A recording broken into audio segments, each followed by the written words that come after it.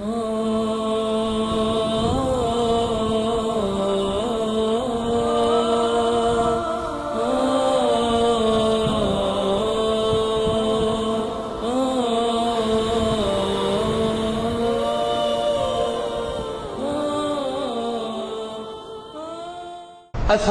حسنه الشيخ محمد عمرو بن عبد اللطيف رحمه الله تعالى. أوحى الله إلى موسى قال له: يا موسى أتدري لما اصطفيتك بين الناس برسالاتي وتكليمي؟ قال: لماذا يا رب؟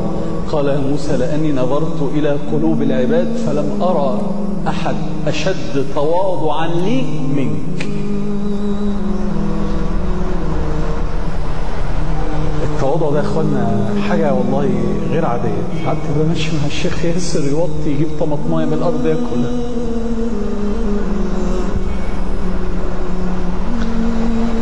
ناس مش شايفه نفسها اصلا، مش شايفه انها موجوده خالص.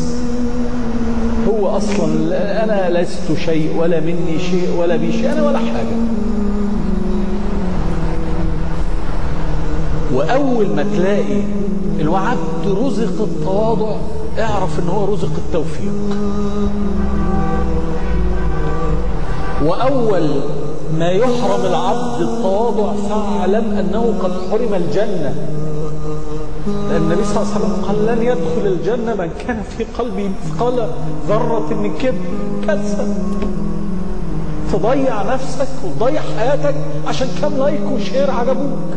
انا اللهم اني اتبرأ الى انا بقى يا اخوانا، انا ما تعرفوش انا مين. انا ورايا ناس، انا لازم اتبرأ، لازم اتبرأ من شويه الرفاضين. لازم بقى انا لازم اتبرأ واكتب والناس تعرف. ما تعرفوش انا مين. انا هو بيضيعوا دينهم. ده عميل امن دوله، وده مش فاهم، وده مش قاري الواقع كويس، وده ضايع، ودول ماشيين ورا ودول لاحسين بياده. لكن انا الفريندز هيقولوا عليا ايه؟ انا لازم انا اوري، لازم الناس تعرف تبقى فاهمه انا مين. ودي مواقف.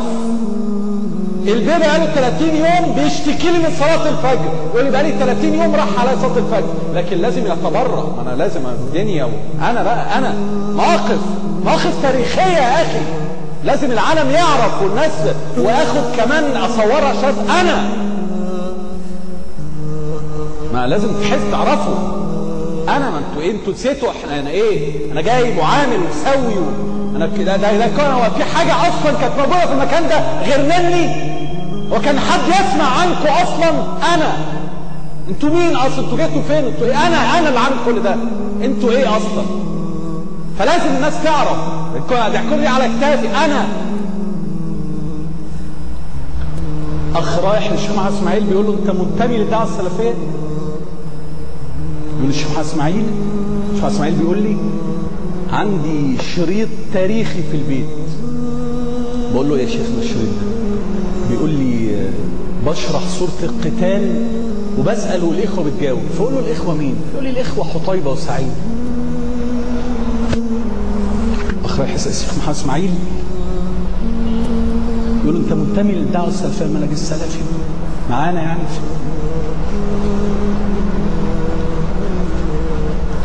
واحد راح يكلم الشيخ ابي اسحاق الحويني يقول له: اضاعكم الله كما اضاعتم الدين. ابي اسحاق الحويني اللي خلى سواقين الميكروباص يقول لك: يا عم الشيخ الحديث ده ضعيف ولا صحيح؟ اللي خلى الألباني يذكر في إذاعة القرآن الكريم. أنا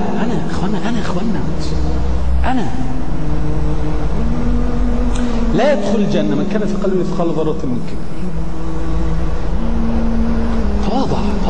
تواضع انكسر، انكسار، افتقار. والرفعة بقدر التواضع، الرفعة بقدر التواضع. عدي. عارف والله كل اللي نجا من الفتن اللي فاتت دي ايه؟ انا قابلت كذا واحد عدى نجا، فاقول له: ايه؟ قال لي: موضوع اكبر مني. انا مالي؟ كبير، موضوع كبير يا اخوان، موضوع كبير ضخم، موضوع كبير قوي. الشيخ محمد اسماعيل بيقول لي إن لم تكن الفتنة قتال المسلمين وتصدر السفهاء وكثرة القتل وكثرة الكذب، إذا ماذا تكون الفتنة؟ بقول يا شيخنا طب ما تتكلمش ليه؟ قال لي الإخوة عايزة ما يطلبه المستمعون، مش عايزين نتكلم. بيقول لي جيل ما يعلم به الا ربنا. يقول لي كل واحد عايزني ما يطلبه المستمعون، مش عايزني اتكلم. بيقول لي وهذا الجيل سيعاني الأمرين بسبب عدم دراسة قضايا الكفر والإيمان. قال لي هذا الجيل اللي موجود انتوا دلوقتي ده والله لا تشوفوا أيام بسبب عدم دراسة قضايا الكفر والإيمان. يا إخوانا ده احنا التكفير بقى زي عادي، كله كفر. خلعنا ايه احنا؟ خلعنا ايه؟ وتورعنا ايه في منح؟ هو لعلهم يتضرعون دي مش موجودة في المنهج السلفي. هو كله بيشتم، مش حد بيتضرع، كله بيشتم، كله مجتهد مطلق، كله مجتهد مطلق. اخلع عليك. في بداية التكليم موسى قبل قال إني أنا ربك فاخلع عليك مباشرة قبل أي حاجة.